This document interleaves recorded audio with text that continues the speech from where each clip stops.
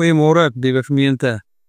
Ek is Dani Malan en dit is so 'n voorreg om hierdie jaar af te sluit saam met julle. Dit is die 28ste Desember 2025. Wie sou kon raai dat ons so gou hier kon uitkom? En ek is seker as jy terugdink aan 2025, gaan daar baie dinge deur jou gedagtes. Dit is nie onwillekeurig, mens kan terug aan al die hoogtepunte en aan die laagtepunte. En dan baie dae wat soos 'n kalm rivier maar net verbygevloei. Miskien in mens persoonlike lewe, jou gesinslewe, familie, maar ook in ons geestelike familie. Groot en wonderlike dinge wat in hierdie afgelope jaar in Suid-Afrika gemeente gebeur. Here het hierdie gemeente so ryklik geseën. Een van die hoogtepunte wat ek nog nie beleef het, was ons eerste 5 dae saam met 'n wonderlike groep van ons legendes, van ons seniors oor 60 by Garbini. En al het party 'n bietjie opgesien daarna, gevoel is dalk te veel of te lank, of ken jy die mense wat saam gaan nie, wou hulle amper in die huis te kom na die 5 dae verby was. Dit was net 'n ongelooflike reis. Broer van Mara wat ons kon praat het oor 'n aftrede en om sinvol hierdie seisoen van ons lewe te beleef en 'n verskil te maak in mense se lewens. En baie ander wonderlike praatjies en gesprekke en Johannes se saamsin en saam kuier en saam braai. Dit was baie spesiaal. En natuurlik hartseer oomblikke. Dit was ons groot vriend wat saam met ons ook was in ons huisie in daardie tyd wat hierdie afgelope paar maande weggeval het. Ja, so dink ons aan elke geliefde wat ons in hierdie afgelope jaar ontvang. Maar ons het ook rede om nie weer ons verhouding met die Here onder die soeklig te plaas, wat ons gaan vandag gesels oor. So 'n baie belangrike teksvers in die Bybel. Uit Efesiërs hoofstuk 5 en uit Kolossense hoofstuk 4. In Efesiërs 5 lees ons vanaf vers 15. Wees baie versigtig hoe julle leef. Leef soos mense wat weet wat God van 'n sinvolle lewe verwag en nie soos mense wat niks daarvan weet nie. Moenie jou tyd mors nie. Maak die beste gebruik van elke geleentheid, want ons lewe in slegte en bose tye. So waar ook van 2000 jaar later die waarheid. En dan in Kolossense 4 vers 5 is daar 'n wonderlike gedeelte, 'n wonderlike teks wat sê, wandel in wysheid teenoor die wat buite is, teenoor die buitestanders, en koop die tyd uit. Dis ook wat in die ou vertaling van Efesiërs 5 staan. Koop die tyd uit. Woorde wat ons ook vandag baie goed verstaan. Ons vandag gesels oor wat tyd is, wonder van tyd. En hoe ons dit moet gebruik om 'n wyse hart te bekom. Om die tyd uit te koop. Nou, in 'n sang soos 'n paalbewachter, en dit is hierdie jaar is blits vinnig verby, dink ek vir almal van ons, van kleine kindjie wat die eerste jaar skool toe is, tot universiteitsstudent, wat sy eerste jaar klaar is, of 'n besigheidsman, elke een van ons sal dit glo ek mee saamstem. Ons lewe vandag soos iemand wat aan 'n straler vlieg en tyd is nie al besig, vinnige besig om onder ons uit te gly. Ek dink dit dan, dis mos skaars 200 jaar gelede, wat die vinnigste wat 'n mens kon beweeg was op 'n perd se rug, so sê Billy Graham in 'n pragtige boodskap oor tyd. En in 1830 is daar 'n masjiene ontwikkel wat vinniger kon beweeg, as die eerste treine ontwikkel. En in 1900 het Lindbergh 'n klein vliegtuig geklim en van Amerika afgevlieg na Parys toe. 33 ure lank het al net gedink, dit is verstommend vinnig. Maar vandag kan hulle in 3,5 uur in Concorde vlieg van Amerika na Europa. Maar hoe vinniger ons kan beweeg, hoe meer ons kan doen, hoe meer selfoon en internetverbindings ons het, hoe meer kennis en inligting op die punte van ons vingers is, hoe groter rol kunsmatige intelligensie speel in ons wêreld vandag. Hoe meer van ons het nie tyd nie, ons lewe is oorvol.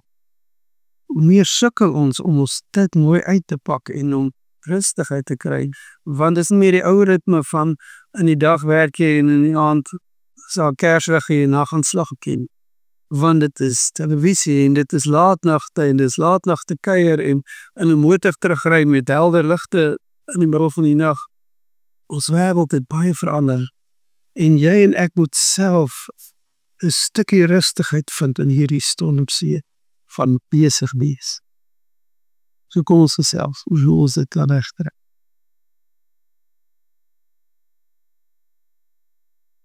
Ons moet gesels oor die gawe van tyd. God gee vir ons geleende tyd. God gun dit vir ons. Dit is 'n geskenk wat hy gee. Wat 'n wonder is tyd. Augustinus sê, as jy my vra wat tyd is, dan weet ek nie, maar as jy nie vir my vra nie, dan kan ek die tyd gebruik en kan ek iets daarmee doen, maar ek kan dit nie regtig vasvat nie, ek kan dit nie regtig definieer nie. Dis genade tyd. Dis onverdiende tyd. Elke mens kry evenveel ure in die dag, 24 ure, 14.040 minute, elke dag, 168 ure per week. Daarvan slaap jy ongeveer 56. Hoe hanteer ons hierdie dinge? My pa het in 'n briefie aan ons, maar net 'n week voordat hy gesterf het, op byna 90, het hy gesê, as ek terugkyk oor my lewe, voel ek my lewe was maar net 'n handbreed. Want tyd is in die tweede plek 'n geleentheid. Dit is nie net geleende tyd of genade tyd nie, dit is 'n geleentheid om daar te wees van, om God te leer ken, die lief te kry, te aanbid, te bewonder, te verheerlik. Wat 'n voorreg om so God te ken en in lief te hê.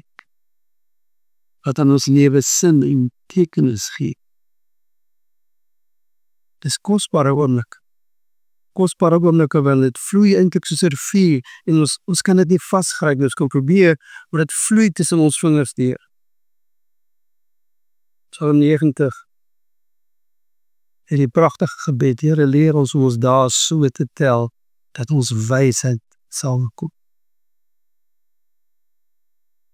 En die lewe gaan verby. Almal van ons wat vandag sit en luister aan hierdie boodskap, almal wat hier in die erediens teenwoordig is, ons almal is oor 100 jaar gaan nou af weg. Nie meer hier op aarde nie. Ons buik maar die vreeslike woord.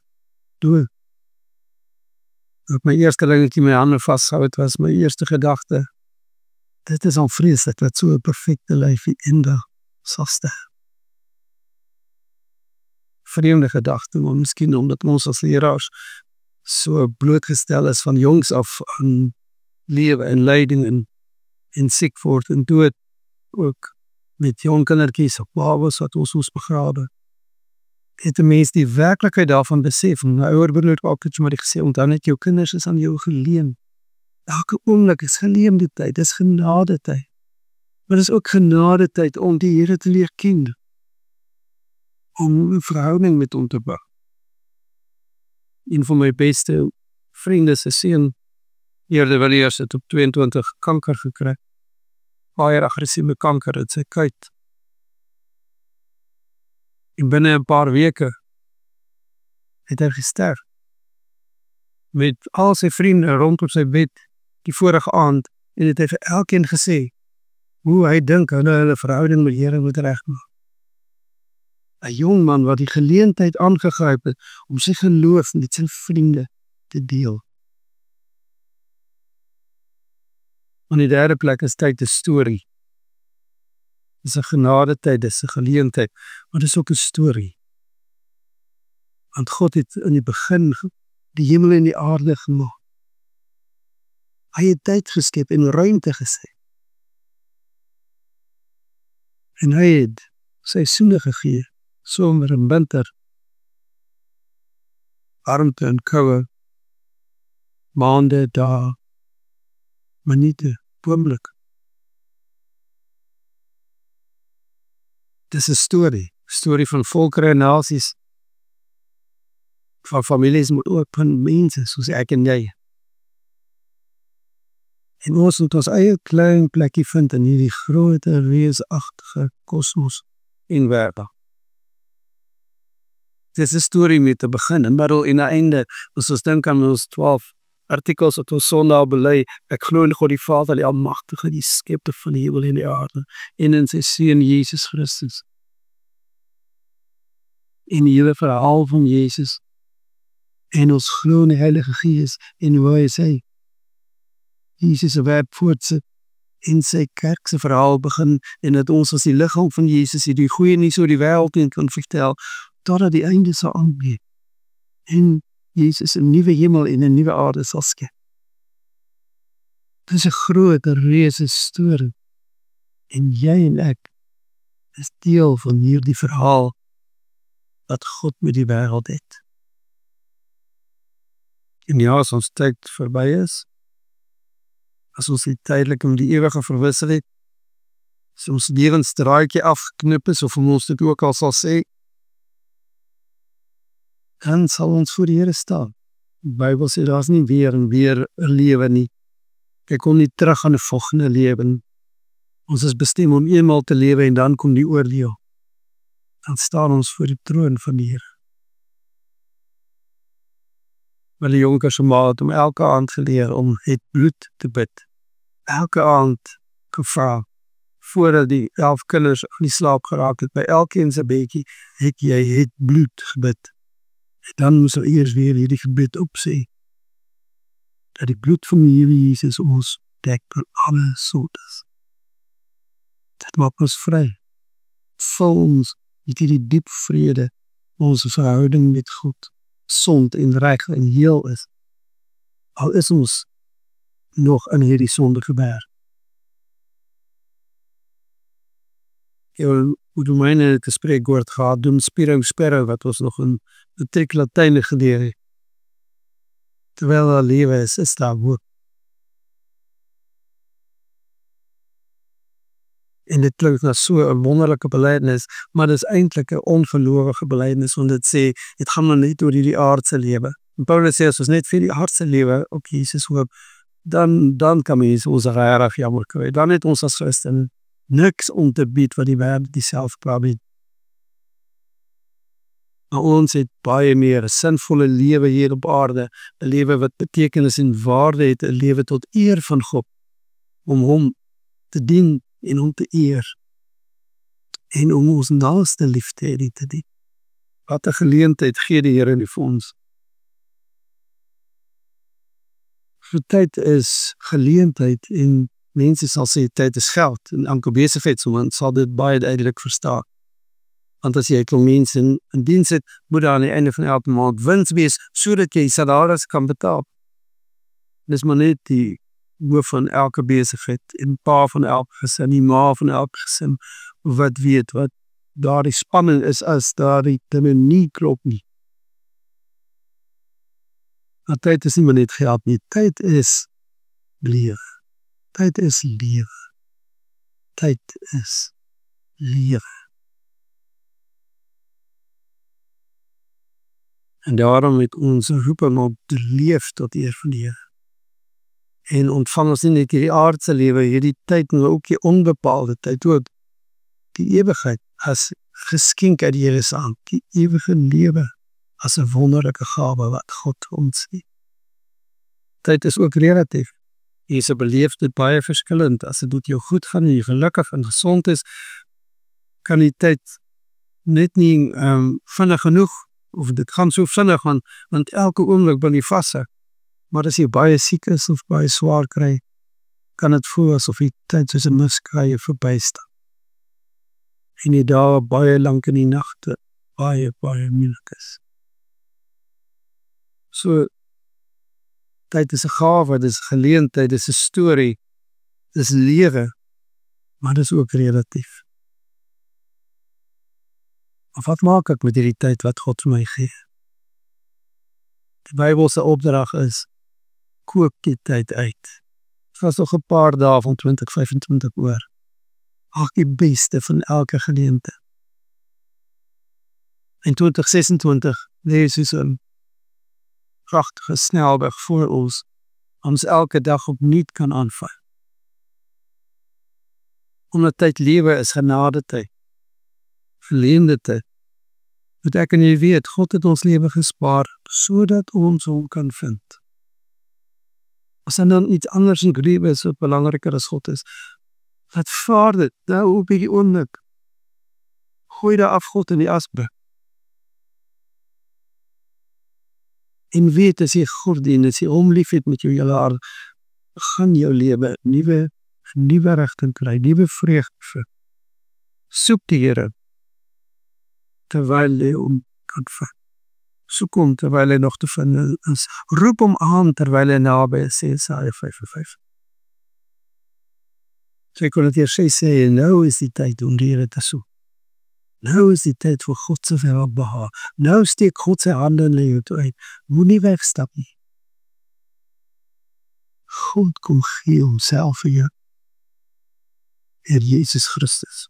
En deur die werk van die Heilige Gees in jou hart en in jou lewe. Moenie sy hand wegklap. Aanvaar sy genade. Aanvaar Jesus Christus as jou verlosser en jou Heer. Die een wat jou salig maak, wat jou gelukkig maak. Dis die enigste ware geluk dat ons hier op aarde sal vind. En 'n voorsmaak van die ewige vreugde wat ons sal moet opsorg. Tyd is ook lewe en daarom moet ons besef hoe kosbaar elke oomblik is saam met ons gesit, saam met ons familie. Miskien besef vir mense eers die waarde wat jy gehad het saam met jou vriende. Die dag as hy vriende nie meer dat is. Daarom moet 'n mens elke oomblik opnuut aanvaar.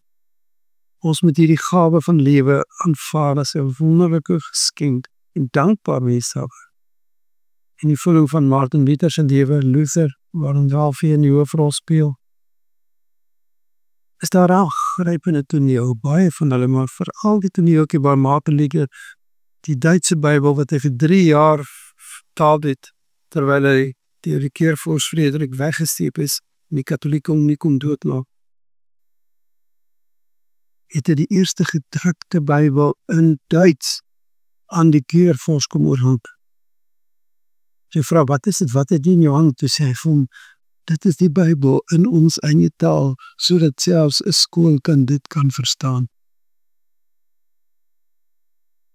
Het is sy handen uitgesteek, het gevra, eers besef jy wat dit beteken, want dit was opstel teen Paulus in Rome van daardie tyd. En Luther het gesê, ja, ek weet baie goed wat dit beteken. En met bevende hande het hy hierdie geskenk ontvang. So moet ons tyd ontvang as 'n geskenk en 'n gawe wat God gee. Dis kosbaar. Elke oomblik wat jy as 'n oupa het om saam te kind op 'n vloer te sit en speel, of wat jy net kan kyk hoe jou kinders sport beoefen, of hulle kan gaan haal in 'n roltrui, of net te eet saam met 'n vuur. En hulle sou die vraag vra, maar hoe kry ons dit alles reg? Hoe kry ek my lewe geleef as dit voel asof alles net vinniger gaan? In haar gedig Keerdatum skryf sy, hoe kry ek my lewe betyds klaar geleef, in die klein bestek van my beskik? As die ure nou tot sekondes slink, en wik, my hart en die wekkers, elke dag, elke nag, bietjie vinniger. Ons almal ken keerdatums. Die werk weet jy, wanneer daai keerdatum kom, wanneer jy gereed moet wees vir 'n toets. Selfs 'n sportman weet dit baie goed. As daai boksgeveg aanbreek, as daai rugbywedstryd begin, dan moet jy gereed wees om die volle tyd jou allerbeste te gee. Dan is nie tyd vir oefen of voedsel word. Dan word jy getoets. Dus weet, stres is as jy te veel daarmee intimiteit het om af te handel, terwyl het gewag het om te begin voorberei vir 'n wiskundige toets of vir wat ook al, 'n toespraak of vir 'n wedstryd. Daarom is dit so belangrik dat ouers hulle kinders van kleins af sal leer om vroegtydig te beplan, gereed te wees vir elke nuwe uitdaging en gemeente. Dat onderwysers hulle kinders moet leer om tyd te bestuur. Dit is een van die wonderlikste geskenke wat ek as 'n jong leraar gekry het, toe 'n sakeman met ons as leraars omgesels het oor hoe om jou tyd sinvol te bestuur. En ek begin het om elke week 'n hele oggend af te sonder om met die Here te praat en na sy woord te luister en sy woord te oordink en voor te berei vir die Sondagspreek. Dat dit nie so tussendeur al die ander dinge moet gebeur. Dat dit 'n prioriteit tyd geword het in my lewe. Baie mense voel aan die einde van die jaar uitgebrand het, dood nog. En daarom is dit so belangrik dat daar 'n ritme moet wees in ons lewe van werk, hard werk op 6 dae en 'n 7de dag se rus. Miskien moet ons oorweeg om nie op Sondag inkopies te kan doen, sodat hierdie mense oor kan rus. Dat daar 'n ritme moet wees van werk en slaap, van genoegskap, van oefen, van tye om saam te kuier, saam te eet en te lag en die lewe te vier. Gee aandag aan die belangrikste sake eerste, nie die dringendste sake. Dit wat op die lang duur die meeste vrug sal opbring. Omdat tyd onherhaalbaar is soos 'n rivier wat vloei, 'n horlosie wat net na die een kant toe, die wyser loop net na die ene kant toe. Sê Paulus, doen aan mekaar goed solank julle die kans het, aan alle mense, ook aan die medegelowiges. Die lewe is soos golf, jy kan nie hou ook nie. Jy moet elke keer net jou beste lewe. Want sê, die dae is boos, koop die tyd uit van die dae is boos. Leef as wyse mense, wat jy kan ook as 'n dwaas leef. Ek kan die een verkeerde keuse en na die ander maak. En op die ouheid sit jy met die gebakte deure, sit jy met die pyn en seer in jou verhoudings en baie ander dinge. Want mense wat sal sê, alles in die lewe gaan net oor sukses en geld en werk en meer by mekaar maak. En op die ouheid sit jy in 'n reuse paleis, alleen, sonder 'n familie, sonder iemand met wie jy hierdie wonderlike dinge kan deel. Daarom moet daar balans wees tussen die dinge toe in die mense en die verhoudinge. En moet ons mooi werk met die mense met wie ons saamwerk en leef elke dag. Lewe as wyse mense, sê Paulus, of voetspoor van Jesus. Julle het Jesus leer ken, lewe soos Jesus gegee. Lewe 'n mooi lewe soos hy geleef. En dan sal Paulus 'n hele reeks voorloop, maar eintlik moet net die 10 gebooie vir hulle eie tyd aktueel kom maak. Dat ons nie die gees van God sal bedrif nie, dat ons naby aan God sal leef. Dat ons nie sal steel nie, maar hard sal werk, sodat ons ook iets het om vir die armes te gee. Koop die tyd. Dit beteken nie dat jy jou lewe al hoe voller moet maak, al hoe besigger moet maak. Sidney Harris het gesê, dit is tyd om te rus. As jy dink, jy die tyd af, dan veral is dit nodig dat jy dit moet doen. Jesus in die ritme gehad van afsondering en werk, van stilte en saam wees. Alleen met mense praat en in skares met mense praat. En hy het sy disippels ook alleen geneem, sodat hulle kan rus. Dan sal ons besef hoe belangrik dit is om tyd te neem om te reflekteer, om te dink. Wat Beaufort dit in sy boek Halftime, na sy seun verdrink het, as 'n groot besigheidsman besluit om elke week 'n donderdagoggend heeltemal af te vat, ergens aan sy vuur te gaan sit, sy joernaal te vat en te skryf wat hy van die Here hoor. En uiteindelik het hy 2 van sy 5 werkdae geneem om kerkleiers in Amerika te gaan help, gemeentes te gaan help, om beter te funksioneer, beter leierskap te hê. Vir die guy wat gesê, jy kan 'n 10de van jou tyd ook gee, nie net 'n 10de van jou geld nie. En natuurlijk weet ons, alles wat ons is en alles wat ons doen, doen ons vir die Here. Of ons eet of drink, sport beoefen, ons doen dit vir die Here. Al ons tyd behoort aan die Here. Ek dink ek bedoel ook dat jy 10% van jou tyd aan kerklike dinge kan spandeer, aan die opbou van die gemeente van die Here, aan die opbou van die gemeenskap van die heiliges. Maak tyd vir jouself, maak tyd vir gemeenskap, vir 'n Bybelskool, maak tyd om die Here te dien en beter te leer ken. Besef, jy in die oomblik moet leef. Jy kan nie in gister vashap, veral nie in die foute van gister. Dan sal ek nie my kop kan optel. Leef uit die vergifnis en die genade van die Here. En gryp die oomblik. En ons Kersete Hydro Cronje dit so aangrypend mooi gesê. Carpe diem, gryp hierdie dag. Ek wil afsluit met 'n verhaaltjie van 'n besonderse oomblik waarin iemand 'n hele situasie omgekeer het, net met 'n eenvoudige daad en gesindheid van liefde en vreugde. Literally was 'n Amerikaanse toerist wat getoer het deur Europa en Kerstyd daar is koud en nat en dit was vir hulle 'n baie vreemde tyd. Hulle het in Frankryk gereis van Parys na Nice en alles het verkeerd gedoen. En die gehuurde motor het gebreek. Die hotel was rarig nie wat die mense gesê dit sou wees. En op ou Kersaand sit hulle in 'n ou klein troostige hotelletjie wat al soos olie ruik. En hy en sy hele gesin is kwaad en moeilik en hy is te moeg om na nog 'n ander plek te gaan soek. Nou as maar net 5 gesinne wil daar sit. En daar's 2 Franse en 2 Duitse gesinne. Enigste een wat 'n bietjie vrolik lyk is 'n Amerikaanse matroos wat besig is om 'n briefie te skryf en glimlag op sy gesig, maar al die ander is nors moeilik. Hy en sy eie gesin het baie vasgesit.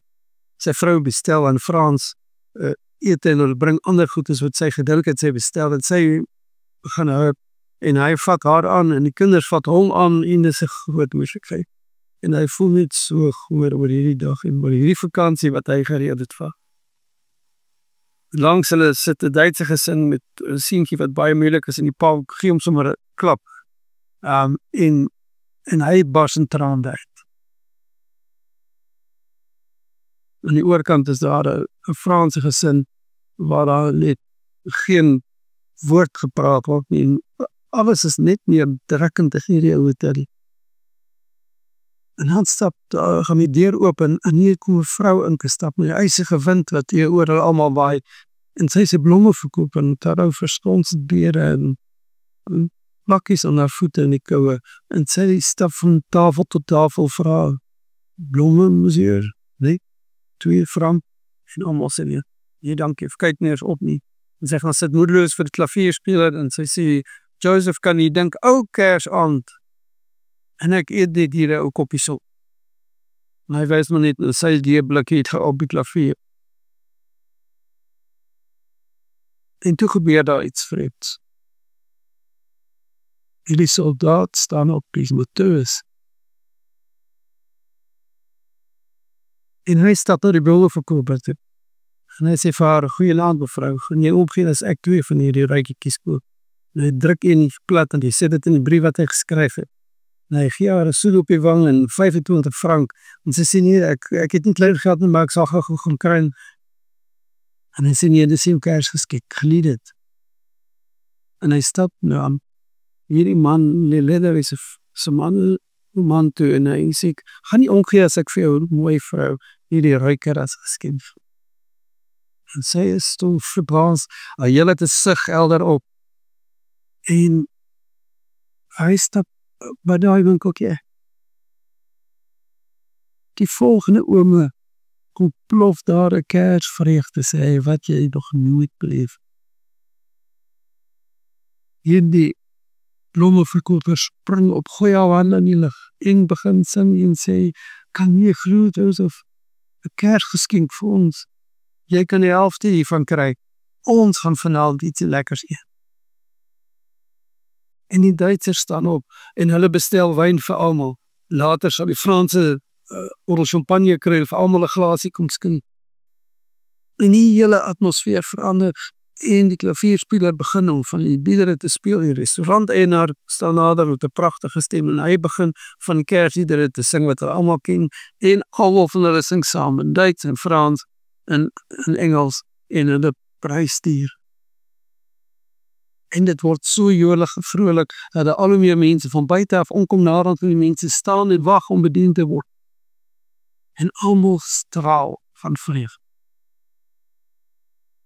En dan skryf hy die letterlike brief vir McDonald, die hoof van die Amerikaanse vloot, en hy sê, admiraal, ek moes al lank al hierdie brief vir jou geskryf het.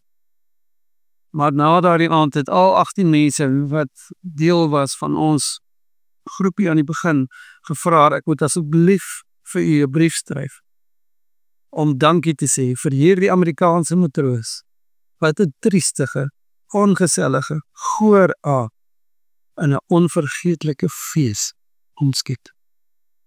Met sy gesindheid en met sy daad van liefde. Doen goed aan almal solank julle die geleentheid het. Maak die beste gebruik van elke geleentheid. Koop die tyd uit. Die jaar is nog nie verby.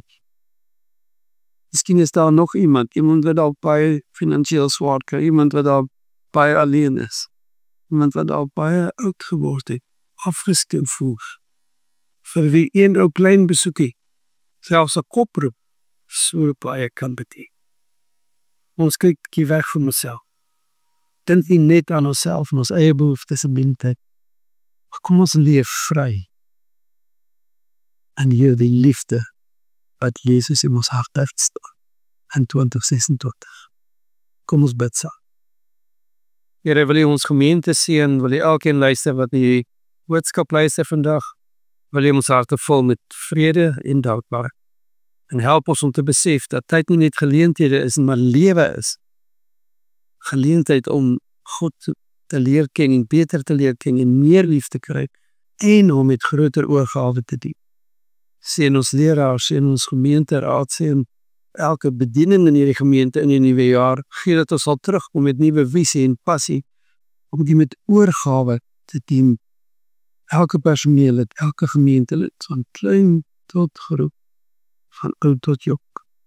Seën ons in alles wat ons aanpak, tot eer van U naam. In Jesus se naam bid ons. Amen. Ontvang die seën van die Here en gaan beleef sy vrede en deel dit. Die genade van ons Here Jesus Christus en die liefde van God ons Vader en die innige gemeenskap met sy Heilige Gees sal met julle wees. Amen.